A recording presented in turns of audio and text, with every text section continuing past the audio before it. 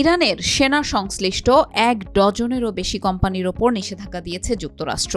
এর মধ্যে ভারতেরই রয়েছে ৩টি কোম্পানি। ভারতীয় সংবাদ মাধ্যম এনডিটিভির একটি প্রতিবেদনে বলা হয়েছে, ইরানের সামরিক বাহিনীর সঙ্গে অবৈধ বাণিজ্য থাকা এবং ড্রোন সরবরাহের কারণে ভারতের ৩টি কোম্পানির ওপর নিষেধাজ্ঞা দেওয়া হয়েছে। যুক্তরাষ্ট্রের অর্থ মন্ত্রণালয় জানায়, ইউক্রেন যুদ্ধে রাশিয়া ইরানের কাছ থেকে যেসব ড্রোন পেয়েছে তা গোপনে বিক্রিতে সহায়তা করেছে নিষেধাজ্ঞা পাওয়া কোম্পানিগুলো। ইরানের এই বাণিজ্যিক কাজকে সামনে থেকে সমর্থন দিয়েছে ইরানি company Sahara Thunder. Sahara Thunder ইরানি প্রতিরক্ষা মন্ত্রণালয় এবং আর্ম ফোর্সেস লজিস্টিক্সের পক্ষ থেকে চীন, রাশিয়া সহ একাধিক দেশে ইরানি পণ্য বিক্রয় এবং চালান করে থাকে। এর সঙ্গে জড়িত থাকায় ৩টি ভারতীয় কোম্পানিকে নিষেধাজ্ঞা দেওয়া হয়।